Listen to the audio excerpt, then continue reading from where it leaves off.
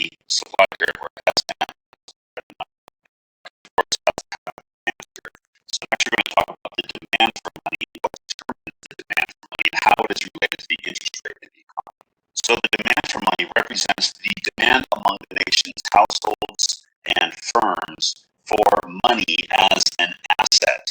Now, what does that mean as an asset? As a private individual, I can either hold on to money itself, or I can invest my money in other forms of assets, such as stock companies, bonds from governments or companies, or I can invest it in real estate or gold or other assets. Now, how does the demand for money relate to the interest rate in the economy? The demand for money as an asset in a nation is inversely related to the nominal interest rate that investors could earn by using that money to buy other assets. Since money is typically an asset that does not earn interest, at lower interest rates in the economy, more people will demand money as an asset. However, at high interest rates, the quantity of money demanded as an asset will be lower, since people wish to invest their money into interest-bearing assets or less liquid investments than money itself. So we say that at higher interest rates, the quantity demanded of money is lower, and at lower interest rates, the quantity demanded of money is higher. So just like any demand curve, the demand for money is going to be a downward sloping line inversely related to the price of money, in this case the interest rate. We can call this downward sloping line the demand for money curve. Now, there is actually one additional determinant of demand for money. In addition to the interest rate in the economy, it's also the case that the demand for money is related to the level of output in the economy. So another determinant of demand, something that can cause the demand curve for money to shift either outwards or inwards, is the level of output and income in the economy. At higher income levels, the demand for money increases, and at lower income levels, the demand for money decreases. Now, this implies that if there's economic growth, if output in the economy is growing, then the demand for money will actually shift to the right, which, as you can see on the graph, would put upward pressure on interest rates in the economy. However, if there is a recession and the level of output in the economy falls, there's less stuff to buy, therefore the demand for money would shift to the left, and the equilibrium interest rate in the economy would fall. So looking at our graph, we can now see that at the intersection of the demand for money and the supply of money, we have the equilibrium quantity of money provided in the economy, and we have an equilibrium nominal interest rate. So I'll put a little IRE for equilibrium interest rate here. Now that we have our money market diagram, we can begin to see how monetary policy is going to work. Since the supply of money is determined by the nation's central bank, then the interest rate is determined by the supply of money. If the nation's central bank in the United States is known as the Federal Reserve, in Europe it's called the ECB, or the European Central Bank, and of course other developed countries have central banks of their own that manage the supply of money. If the central bank wishes to raise interest rates in the economy, then the supply of money can be reduced. Let's show how that would look graphically. A decrease in the supply of money causes money in the nation's banking system to become more scarce, causing the interest rate in the economy to rise to IR1. This would be called a contractionary monetary policy. Since interest rates would rise, there would be less demand for consumption and investment among the nation's household and firms, reducing aggregate demand in the economy. On the other hand, if a nation's central bank wished to stimulate economic activity and cause consumption and investment to increase, they could simply increase the supply of money to SM2, putting downward pressure on the equilibrium interest rate. As the supply of money increases, it becomes less scarce in the nation's banking system, and interest rates would fall, causing consumption and investment to rise. This would be called an expansionary monetary policy, since it would lower interest rates and expand aggregate demand. The decrease in the supply of money is known as a contractionary monetary policy. So this is a brief introduction to the money market. The supply of money, as explained, is determined by the monetary policy of a nation's central bank. Therefore, it is not related to the interest rate. Rather, it determines the interest rate in the economy. The demand for money is determined primarily by the interest rate in the economy. When interest rates are high, the opportunity cost of holding onto money as an asset is high. Therefore, there is a lower quantity of money demanded. At lower interest rates, there is a lower opportunity cost of holding money as an asset, but therefore there is a greater quantity of money demanded. An additional determinant of demand for money is the level of national output and income. When economic growth occurs, the demand for money shifts outwards, since more money is needed to buy a higher level of output. This would put upward pressure on interest rates. During a recession, on the other hand, when output and incomes fall, the demand for money shifts leftwards, causing downward pressure on the interest rate. If the nation is producing less stuff, there is less money demanded among the nation's households and firms. In our next video, we'll go into more detail with regards to the types of monetary policy a central bank has to choose from, and how a central bank can go about stimulating aggregate demand by increasing the money supply or contracting aggregate demand by reducing the money supply. There are three tools of monetary policy available to a central bank. These will be introduced in our next video lesson. Let me tell you a story about the time when I first graduated, broke and jobless, and my father scolded me, "Why don't you go get a job?" And what it taught me about the significance of having financial security.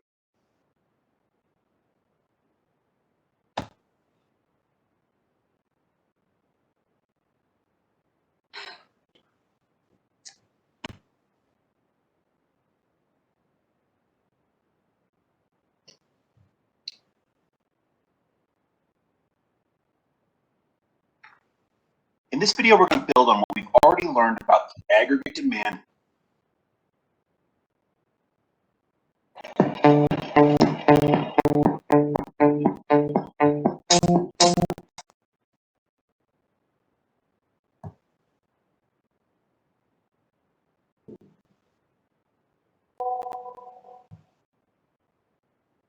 A nation's central bank wished to stimulate economic activity and cause consumption and investment to increase, it is not related to the interest rate. Rather, it determines the interest rate in the economy.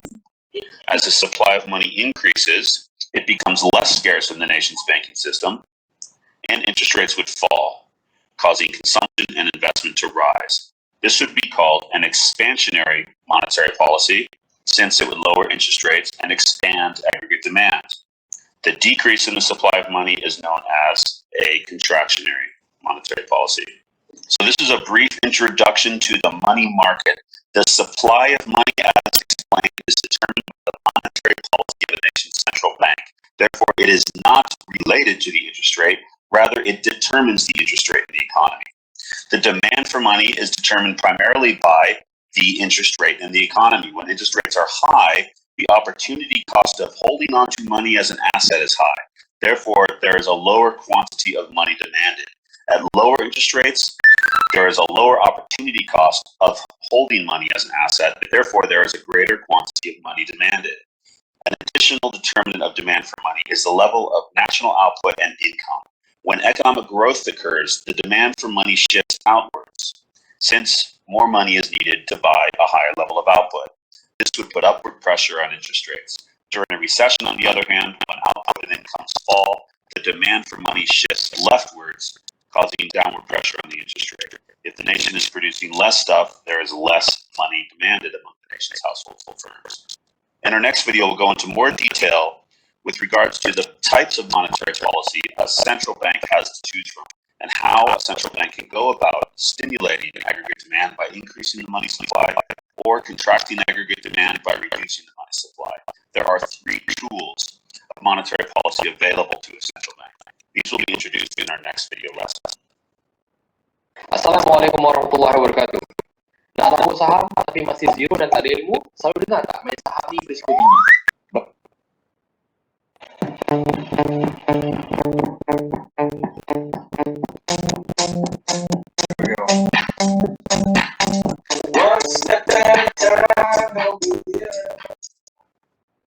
This video lesson will explore the different tools of monetary policy available to a nation's central bank for managing the level of interest in the economy and therefore influencing the level of aggregate demand. In a previous lesson, we introduced the money market, which we see here. The money supply curve represents the total supply of liquid money in the nation's economy. This refers to cash, checkable deposits, and savings accounts.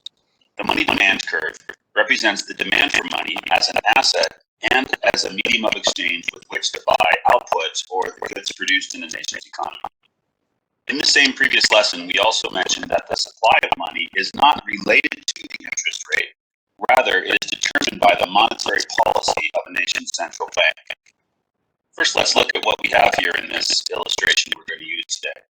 We've got the United States Federal Reserve, which is represented by the chairman of the Federal Reserve, Ben Bernanke. Now, the Federal Reserve is the entire green box at the top of the screen. Within the Federal Reserve system, we have money represented by $100 bills, and we have U.S. government bonds represented by this orange bond certificate that you see here. Now, government bonds play a very important role in monetary policy, as we'll see when we talk about OMO, or open market operations.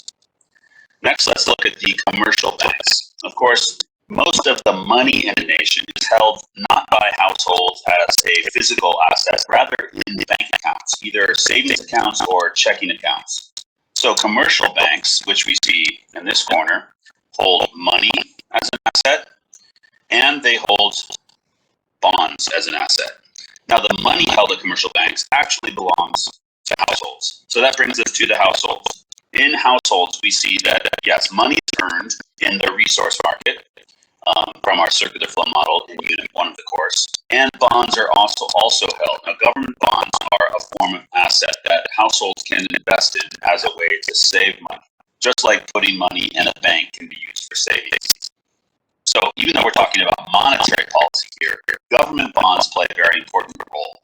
Government bonds are an illiquid form of asset. Government bonds, like money, cannot be used to buy goods or services. Therefore, if the central bank wishes to increase the supply of money, they can buy up some of the government bonds from households and commercial banks in exchange for liquid money, which can then lead to more consumption and investment in the economy. Now, let's go back to the Fed and start talking about the different tools that the Federal Reserve or any central bank has for either increasing or decreasing the supply of money in the nation's economy. We'll start with a tool known as the reserve requirement. Okay, another term for this is the required reserve ratio. So sometimes it's known as RRR, the required reserve ratio. Now, this is defined as the percentage of a bank's total deposits from households that must be kept on reserve at the Federal Reserve Bank. Now, let's do an actual example here. If a commercial bank, that is a private bank, has total deposits equaling $1 billion, in other words, households have saved $1 billion at that bank, and the reserve requirement equals 0.2, this tells us that 20% of that $1 billion must be kept on reserve at the Fed. So this should mean that of the $1 billion, $200 million would be kept in reserve at the Fed. So what could the Federal Reserve, what could a central bank do to the reserve requirement to increase the supply of money? This is quite simple. In fact, lowering the reserve requirement, let's say the reserve requirement falls to 0.1. Now, commercial banks must keep only 10% of total deposits at the Fed. If the reserve requirement decreases, what this does is this frees up some of these reserves from the Fed and brings them back into the banking system. Decreasing the reserve requirement means that commercial banks can lend out a greater proportion of their total reserves, which leads to an increase in the supply of money and a decrease in the equilibrium interest rate. So this would be considered an expansionary monetary policy. Reducing the reserve requirement allows more money from household deposits to be kept at commercial banks and not at the Fed. money stored at the Fed, money that is required to be kept at the Fed, cannot be lent out by commercial banks. Therefore, a lower reserve requirement means that there is more money available to be lent out by commercial banks. Therefore, the increase in the supply of liquid money in the economy brings down the costs of borrowing and makes more money available to lend to households, firms, and other borrowers to help pay for consumption and investment. Reducing the reserve requirement is one type of expansionary monetary policy. Let's go back to the original reserve requirement of 0.2. What if the central bank wished to decrease the supply of money? One way it could do that is by raising the reserve requirement from 0.2 to 0.4 or 0.3 or 0.25. Now this means that of their total deposits from households, commercial banks must now keep 40% of those deposits on reserve. So banks now have to send more of their total reserves to the Fed, which takes that money out of circulation. There is now less liquid money available in the economy, causing the money supply to decrease, as we see here. And the increased scarcity of money in the banking system causes the interest rate in the economy to rise. Commercial banks will now charge higher interest rates to borrowers. Therefore, there will be less money available for loans to households, reducing the level of consumption and investment in the economy. Raising the reserve requirement puts upward pressure on interest rates, since commercial banks have to store total deposits at the Federal Reserve, taking that money out of circulation and reducing the money supply, raising the interest rate. Historically, the reserve requirement in the United States has rarely been changed. Most recently, it stands at around 10% or 0.1. In other words, commercial banks in the United States must keep 10% of their total deposits from households on reserve at the central bank. So the reserve requirement is a relatively unused tool of monetary policy. Let's move on to the next one, though. OMO, this stands for Open Market Operations. This is, in fact, the most regularly used tool of monetary policy. The U.S. Fed either buying bonds or selling bonds from commercial banks and households in order to increase or decrease the supply of money in the economy. Typically, the Federal Reserve will meet quarterly, once every few months, to determine whether or not it will buy bonds, sell bonds, or maintain the level of bonds that it currently holds. And what's the importance of bonds? As we said earlier, bonds are an illiquid asset. Bonds are investments held by households and commercial banks interest, but they cannot be spent on goods or services. So if the Federal Reserve decides to buy bonds from households, what would that look like in our illustration here? To buy bonds, the Federal Reserve will give liquid cash, as we see here, in exchange for illiquid bonds. From commercial banks and from households. If they wish to continue to increase the supply of money, they can continue to buy bonds from the public. For every $100 bill inserted into the economy, a $100 government bond is withdrawn. Now, as we can predict, an increase in the bond purchases by the Federal Reserve will lead to an increase in the supply of liquid money. So our supply of money curve will shift out, and since there's more liquidity in the system now, the equilibrium interest rate will fall and borrowing costs will decrease. It's very visual in our illustration here. As the Fed buys bonds from the public, from commercial banks and households, it takes an illiquid asset out of circulation and injects money into the economy. Recall, money held at the Fed is not part of the money supply, since it can't be borrowed or spent by private individuals.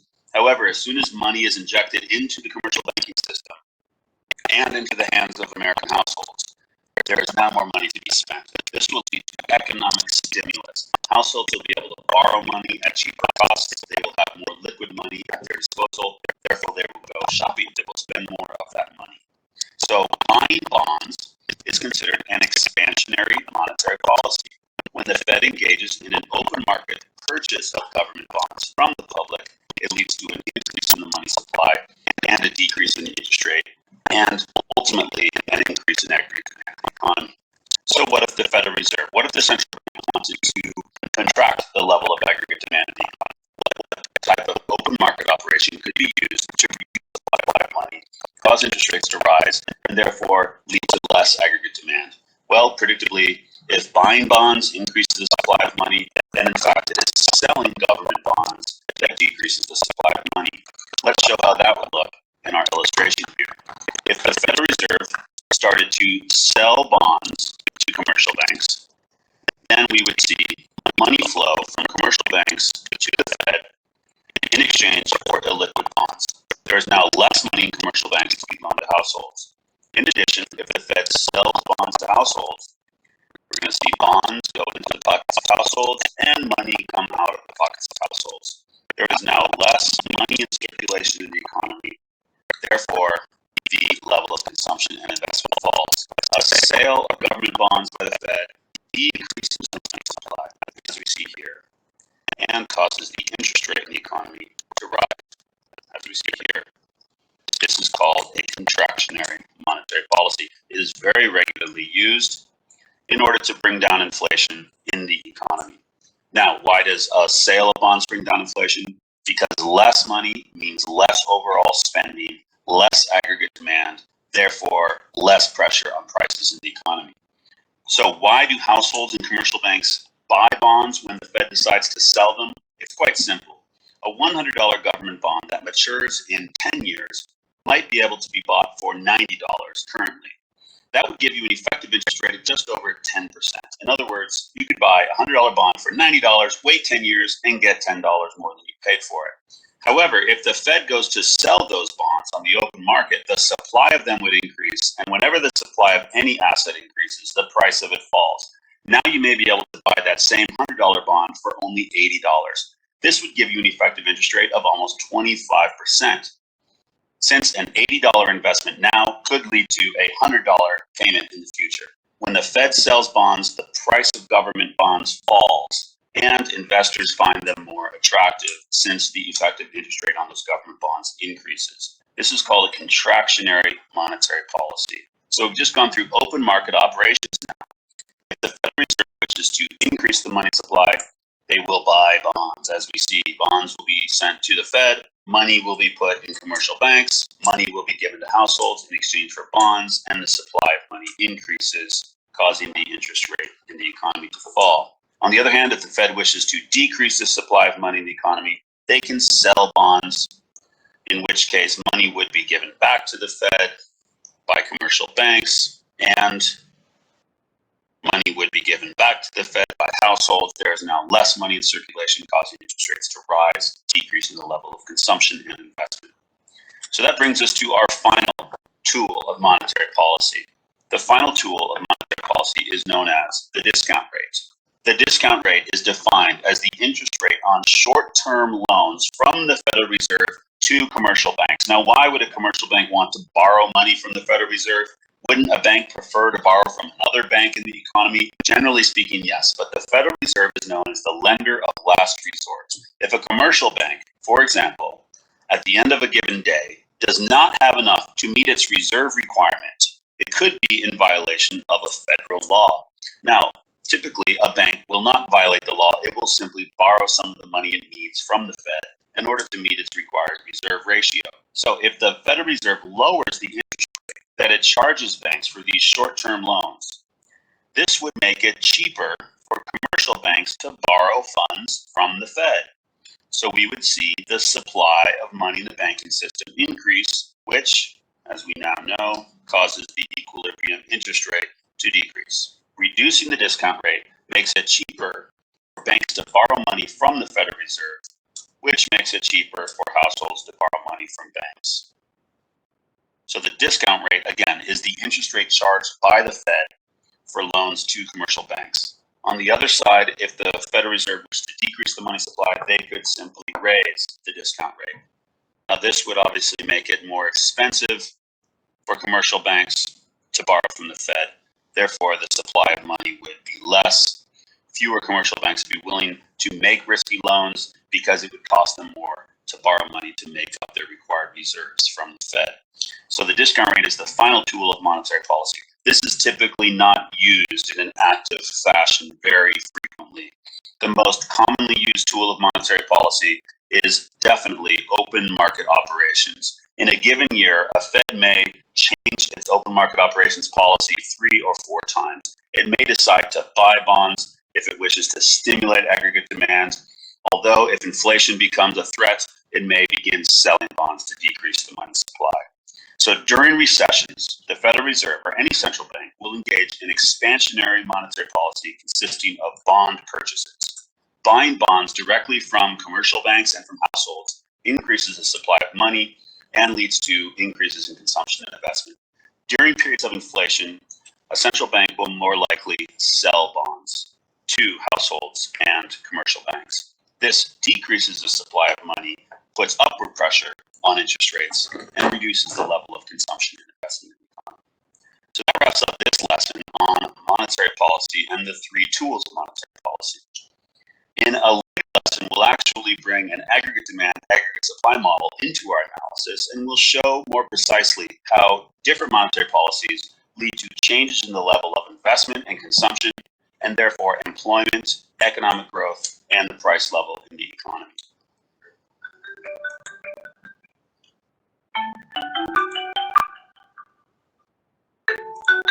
If you want to make money online, I can guarantee you haven't heard of the simple little method we use to make 5 figures, 6 figures, working a few hours per week. You see, the method Bonds or maintain the level of bonds that it currently holds. Yeah.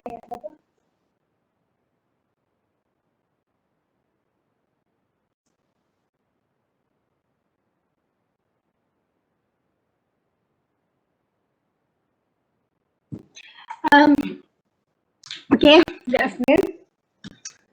Okay, what you just watched just now is the money market, and then how it relates to money supply.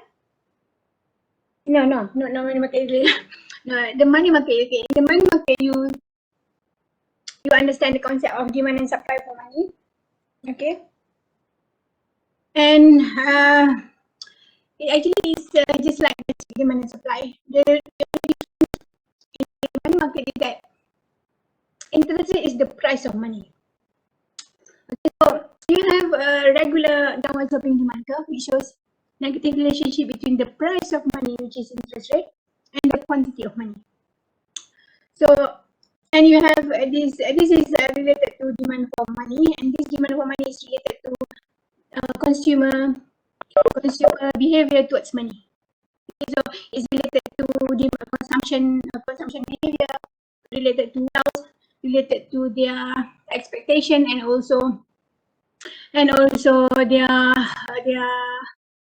relationship with interest rate. Okay, but we are not going into detail into this demand for money.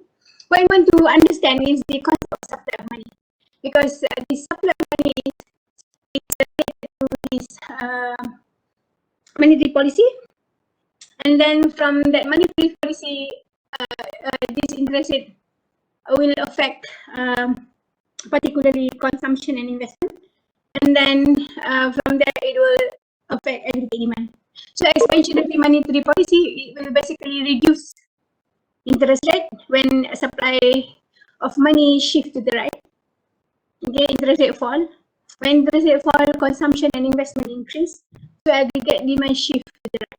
Okay, so that is basic. Okay, so now actually what I want to do is to explain this concept of expansionary and contractionary monetary policy.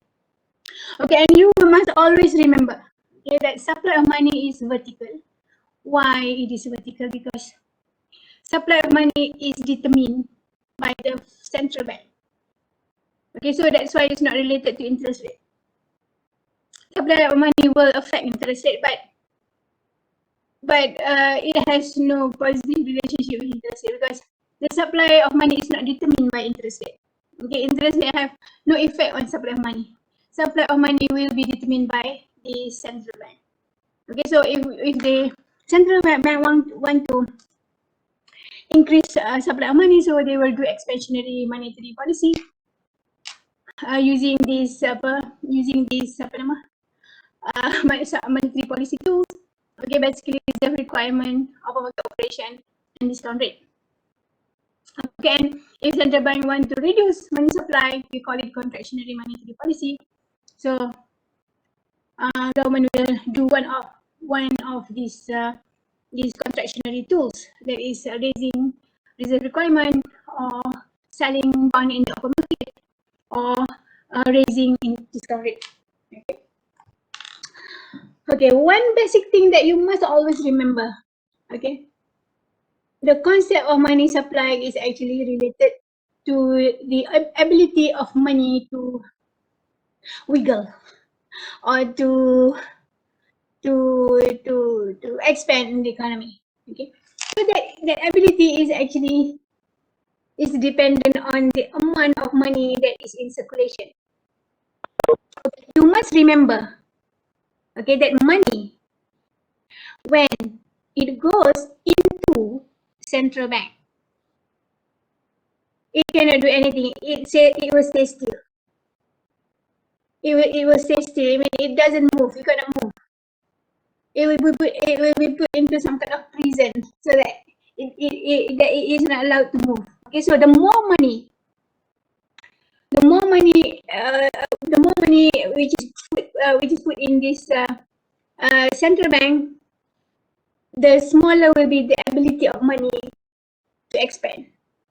Okay, so contractionary monetary policy is basically contractionary. Okay, contractionary monetary policy is basically the activity to put the activity or the action to put money into central bank, so that their ability to move will be they will not be able to move. Okay, when they cannot move, they cannot increase money supply. Okay, when an expansionary is actually the action that will allow money to move into commercial bank system, so that they will start this expansionary, or they will start this, what we call it, money multiplier process. Okay, we don't go into money multiplier, but money multiplier is very much related to reserve requirement. Okay, how much 1 ringgit to increase or to multiply will be determined by this reserve requirement. Okay, so the process is more or less like this. Okay, when central bank inject money into commercial bank, inject meaning any activity or any action that led the money to go out from central bank. Okay, that is actually the injection of money into the banking system. So one of the injection is, for example, open market operation. Okay, how to inject money into the banking system, commercial bank system. Okay, using open market operation. Okay, central bank will buy bonds. Buy bonds meaning they take bond from commercial bank or from household, because bond could be in the hand of central bank, could be in the hand of private individuals, could be in the hands of upper firms or any institution. Okay, so government will know central bank, okay, to inject money, okay, to inject money into the banking system. For example, when they use the open market operation, they will buy bonds. Buy bond meaning they take bond. This piece of paper. Bond is a piece of paper. Is not money. It cannot be lent out, so it cannot be used for transaction. So it's just a piece of paper. Okay, so this piece of paper is put into the central bank. In return, the central bank will put the money into the banking system. So it inject money into the banking system. And once money get out of the banking system, it become high powered. Actually, high powered money is any money that is inside central bank negara. Okay, why we call it high powered? Because it has the power to expand depending on multiplier. Okay, so for example, if the multiplier of money in the economy is 5, so when central bank inject 1 million in the form of when the central bank buy 1 million worth of bond from private institution or from bank or from any private institution. Central bank will inject 1 million into the banking system, and that 1 million will go through what we call as multiplier process. Okay, when, for example, if the multiplier is 10, when the multiplier is 10, so 1 million will become 4 million. The central bank inject only 1 million into the banking system, into the commercial bank system. But what happened, the multiplier process will allow the 1 million to become 5 million when the money multiplier is 5. Okay, so what is this money multiplier? Okay, you will not go into detail into this, but you actually don't have to understand this concept of multiplier for this particular course. Okay, but of course, in your next course in macroeconomics, you have to understand that. Okay, so this money multiplier is related to reserve requirement. Okay, you should understand that reserve requirement is the amount or the percentage. Okay, the percentage of new deposit that has to be kept in central bank. Okay, so this what we call it, this reserve requirement will play the role, like, for example, if because this reserve is needed. Why? Because sometimes bank will have some kind of money in storage, so that anytime, at any one time, when a depositor come to get their money, so the money is there. Okay, at least. Okay, so of course, at any one time, okay, not every depositor will take out the money. So 10% is enough just to make sure that anyone or if any of the depositor come to get their money, the money is there. So it is the requirement, reserve requirement. Reserve to meet the demand of the depositor if they want to demand back. Okay, so this reserve requirement, the percentage of deposit that must be kept as a reserve requirement will determine money multiplier. Okay, so why? Because this amount of money that, because when, for example, when reserve requirement is increased, okay, like for example, from 10% to 20%. Okay, so money multiplier will fall. Okay, from 10. Okay, when the money multiplier, when reserve requirement is 10. Okay, when reserve requirement is 10%. Okay, the reserve requirement will the multiplier. Okay, multiplier will be 10. Okay. You don't need to understand it, but money multiplier is actually 1 divided by 1 divided by 1 divided by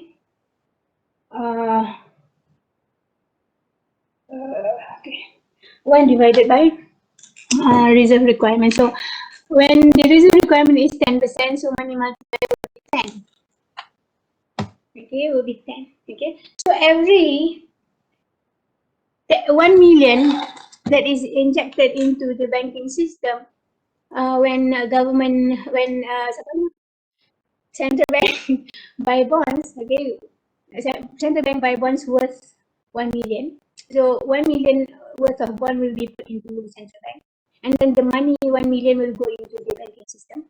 Okay, this money could be deposited from the commercial bank itself, or it could be deposited from individual who sell bond to central bank, so they get money. So and then this individual put this money to be deposited in the commercial bank, and then the process of money creation start to happen.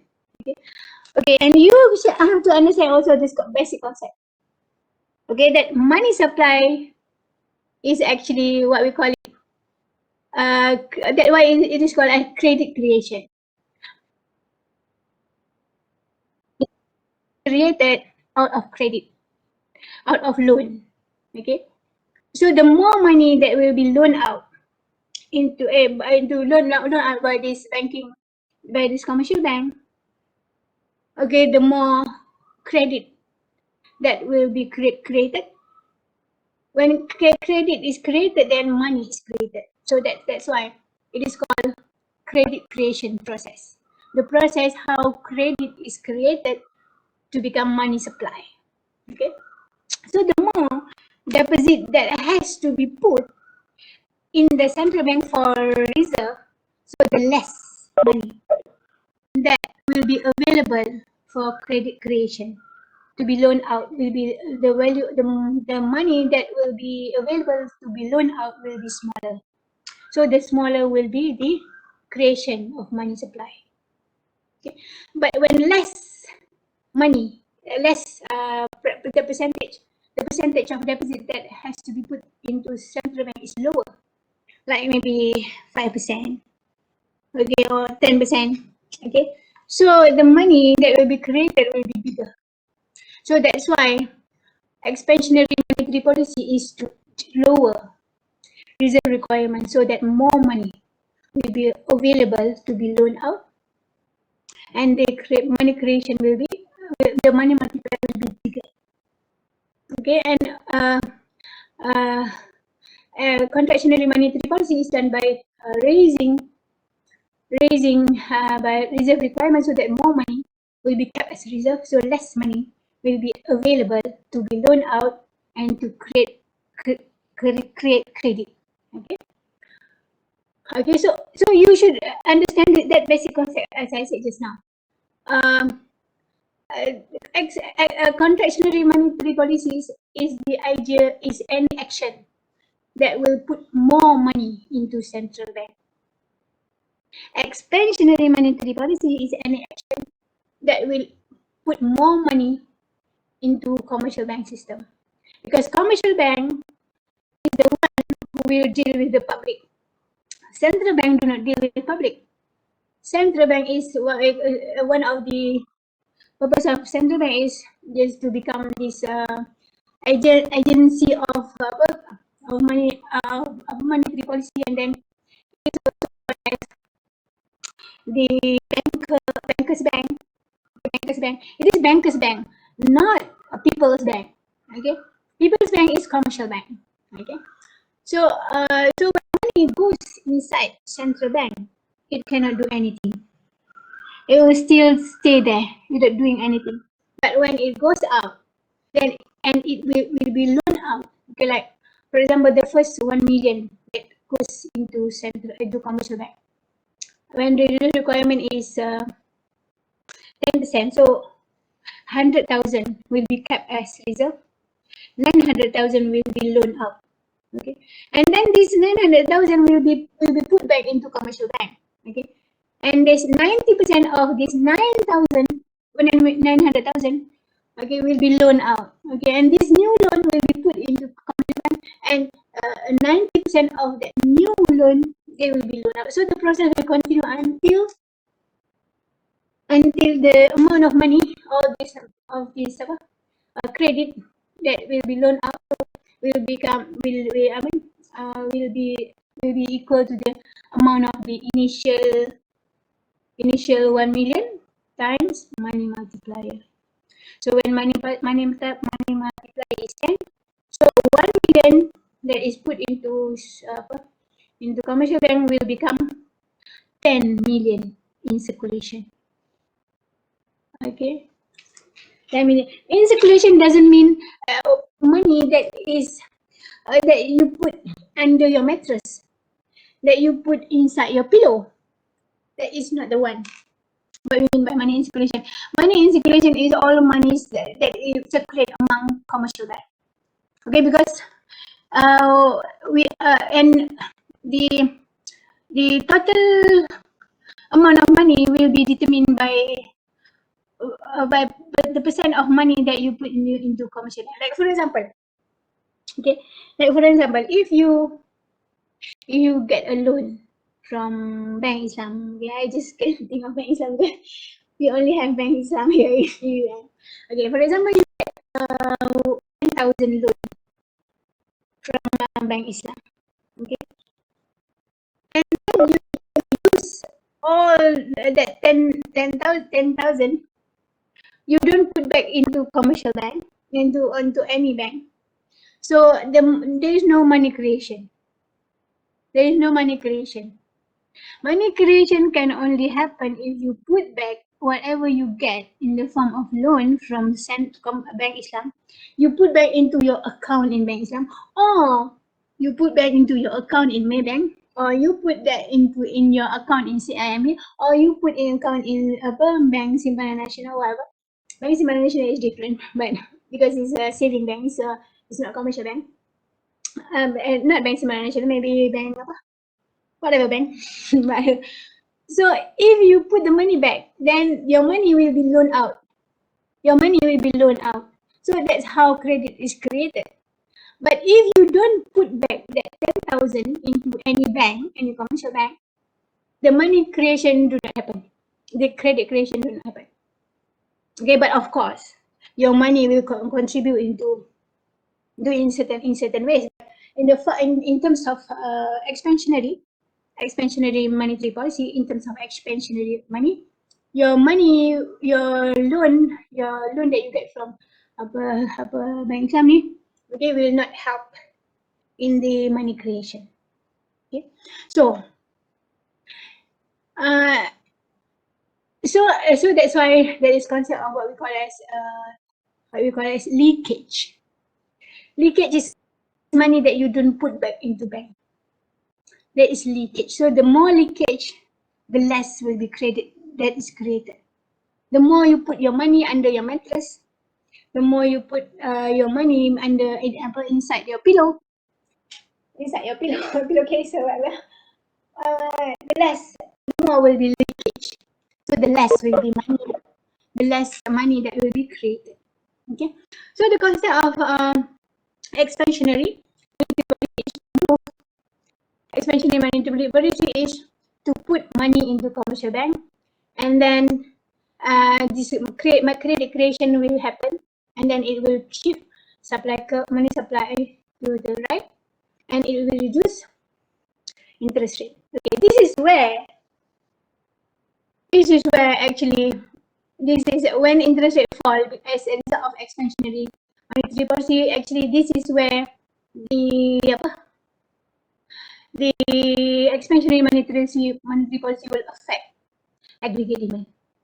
Okay, because when interest rate fall as a result of expansionary monetary policy, interest rate fall, and then what happens is that consumer or household will start borrow to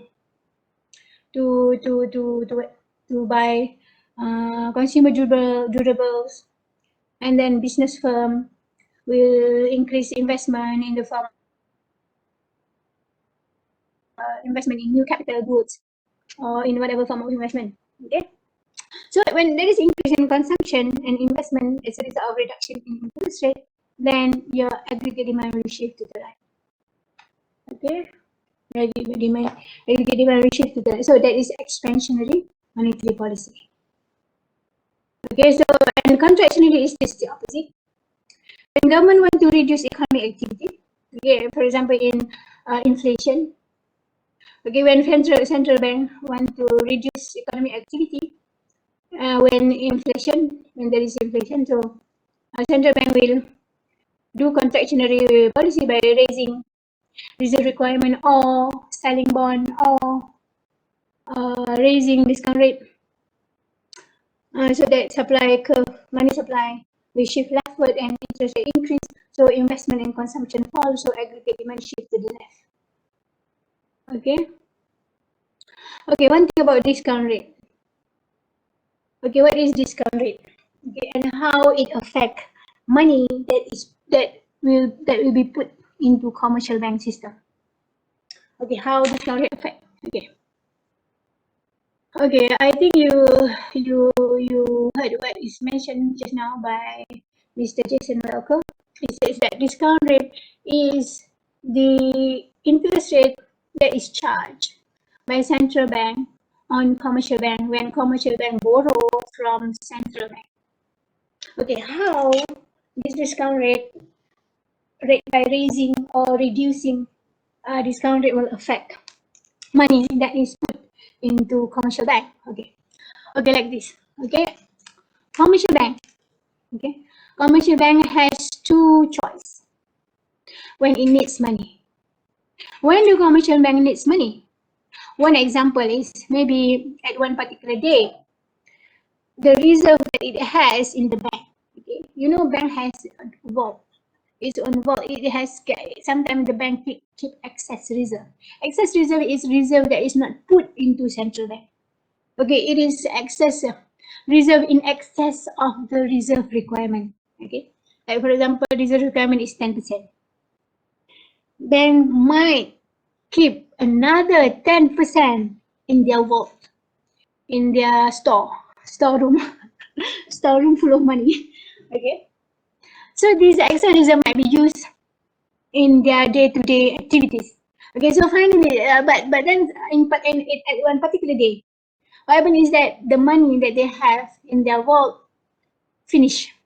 There is no more. So, and when depositor come and demand for their money, so they don't have no more money, so they can borrow from central bank or they can borrow from another bank. Okay, there is one possible reason. Another possible reason is that at the end of the day, okay, sometimes commercial bank might find the reserve requirement is not met. For example, they get at that particular day they get a deposit 1 million.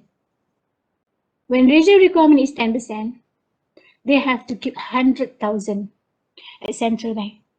Okay, but what happened in that particular day? This bank get so many people come in to get loan. So they loan out all that 1 million deposit that they get and on that day. They loan everything. They loan out everything, 1 million to new people who ask for loan. Okay, so there is no more money. So what happens is that they need 100,000 to be kept as reserve requirement. So they could borrow from central bank or they could borrow from another central commercial bank. Okay, when they borrow from another commercial bank, the rate is also named as is known as interbank rate or overnight rate. Okay, interbank rate or overnight rate. Overnight rate because usually this loan is just for one night. Okay, the next day they will repay the loan. Okay, a bank usually they like to borrow from another commercial bank. They don't like to borrow from central bank. Okay, but when central bank want to encourage, central bank want to encourage borrowing from central bank because they want to expand money supply, so they will reduce discount rate so that commercial bank will be encouraged to borrow from central bank. When central bank, the money comes out from central bank, it will be expansionary. Okay, but when bank borrow from each other, it will not add into this high powered money, so it will not affect money supply. When CIMB borrow from Maybank or Maybank borrow from public bank, for example, the money is already out of central bank, so the money that they have already inside the money creation process is not new into the money creation process. Okay, because high powered money is money that has just come out from central bank. Money that has been on circulation between commercial bank is not high powered money. Okay, so when central bank want to do expansionary, they want to encourage commercial bank to borrow from central bank so that money can get out into the commercial bank system. So they reduce discount rate to do expansionary monetary policy. But when they don't want to do expansionary, they want to do contractionary. So they want to discourage commercial bank from borrowing from central bank. So they increase discount rate, okay, for contractionary, increase discount rate so that commercial bank will not borrow from central bank. Okay.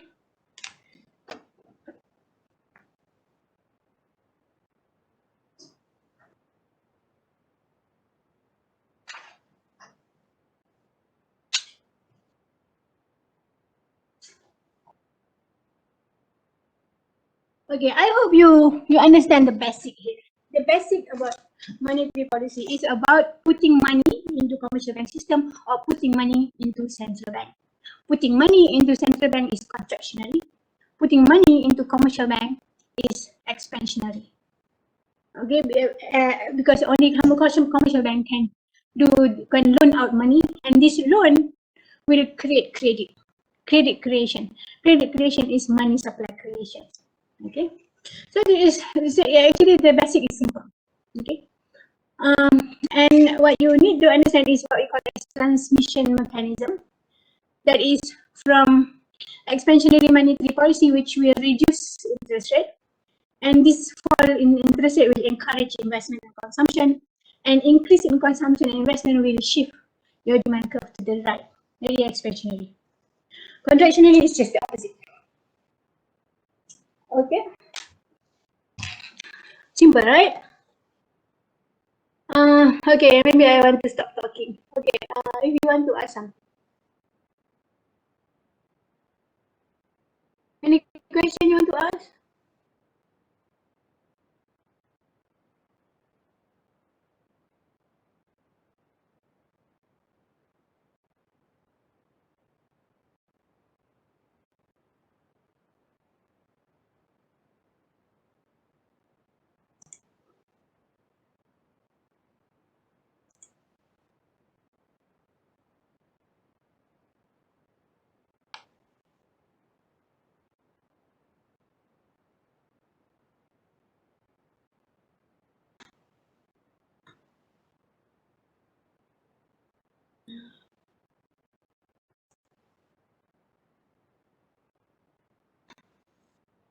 Any question?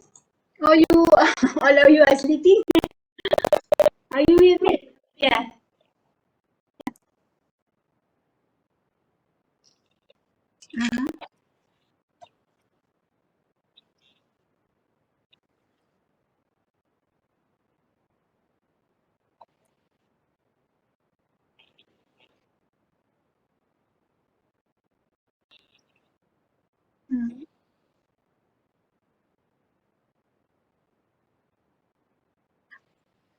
Okay, Jenny, I think what you want to ask is relationship between reserve and okay. Okay, reserve requirement is mandatory. Reserve requirement is something that is mandatory. Bank have to put, for example, let's say reserve requirement is 10%. So bank has to put 10%, exactly 10% of deposit into central bank. But there are also reserve, which is called excess reserve. The excess reserve is actually additional reserve, which is kept by bank in excess of that 10%. Okay, if bank do not loan out this reserve, so money supply will fall.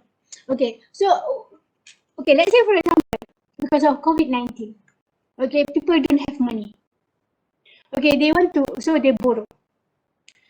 So when they borrow is just, I mean, of course, bank, commercial bank, they cannot lend out more than they require reserve. I mean, for example, they just like for example, the money which is available for the deposit, which is available for to be loaned out, okay, will be 90% because 10% will be put into central bank.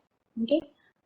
So when people maybe because they want to borrow money, But borrow money for consumption and borrow money for business is different.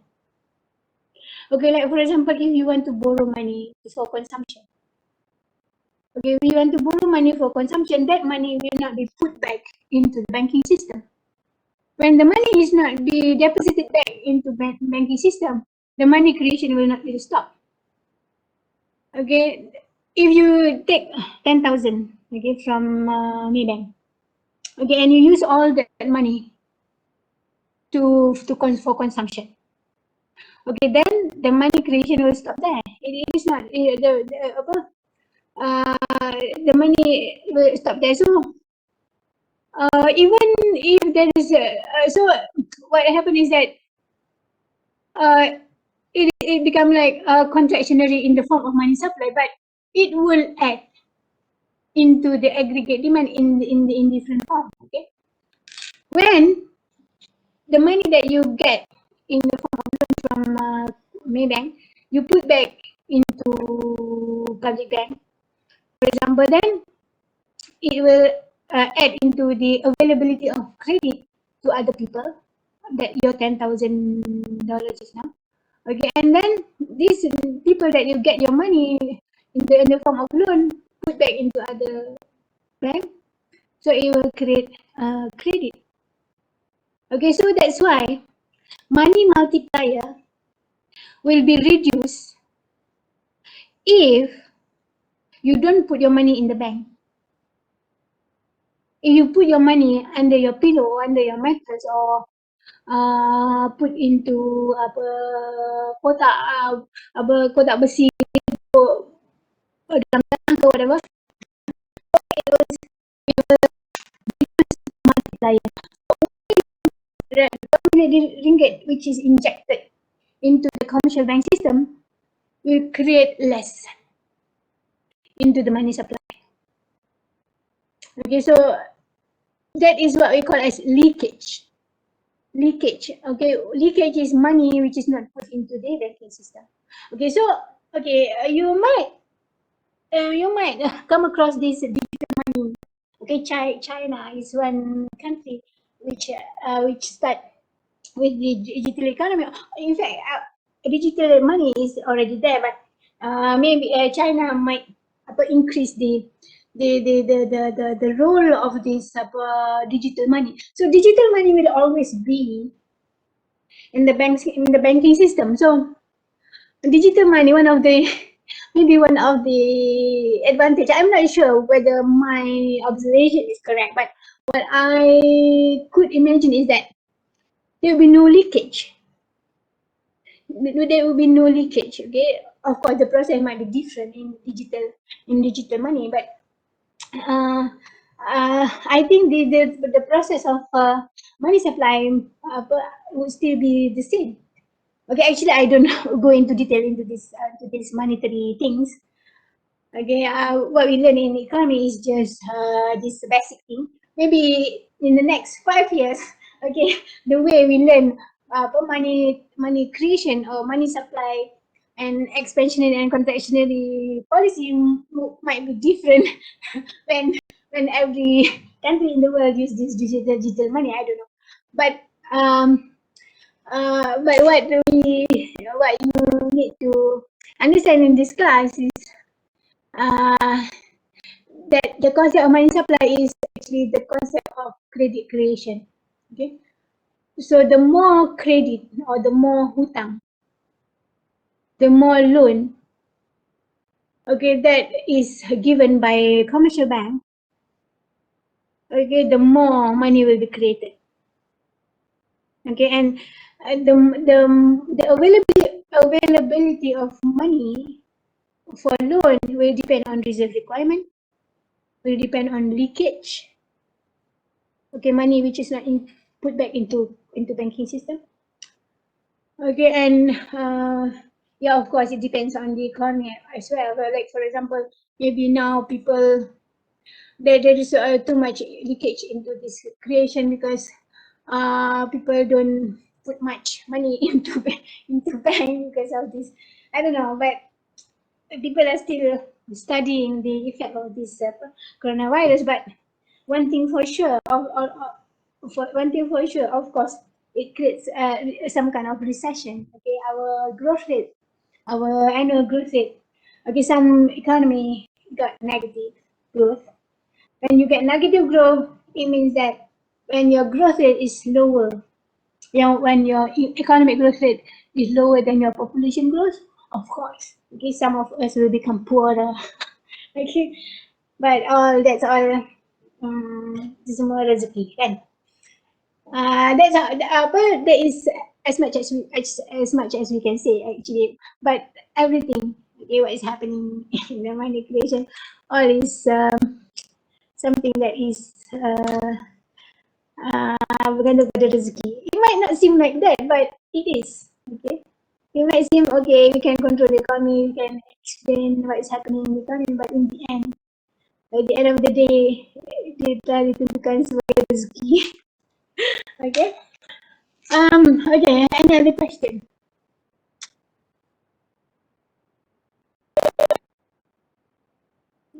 Okay. Now, one thing I want to mention. Actually, I have to help my friend at 3 p.m. Okay, tak apa. Sekejap lagi saya pergi kat dia. Okay. I think that's all for today. I just want to remind you, okay, that this weekend you will do exercise on aggregate demand and aggregate supply. Okay. That is actually so much question. Okay, actually it's 62 question. But as I said, okay, as I always say, this is something to be time to your revision.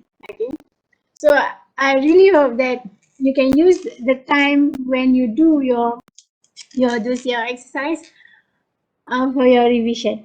Okay, and I also want to mention this. Okay, you will have your revision, your exercise for chapter ADAS this weekend, and for chapter policy next week. Maybe I don't know, next weekend, maybe yes, maybe next weekend. Okay. What I want to mention is this. Okay, remember when I told you that I will take two marks from micro, and 2 marks from macro. Your marks from micro quiz will be taken from the highest mark. I mean, if you do 4 quizzes, I will take the 2 highest mark. But for this macro, okay, you listen to me. I will take marks from topic ADAS and policy for your quiz mark. For your mark for your final mark for your quiz for macro. There is on ADAS, topic ADAS that that you are going to do this weekend, and also for topic policy. Okay, that you will do next weekend. Okay, so don't tell me that I don't remind. Okay, so I remind you that those 2 exercise, topic on ADAS and topic on government policy, quizzes that I will take as your quiz. The mark will be taken for your quiz for this macro topic. Okay.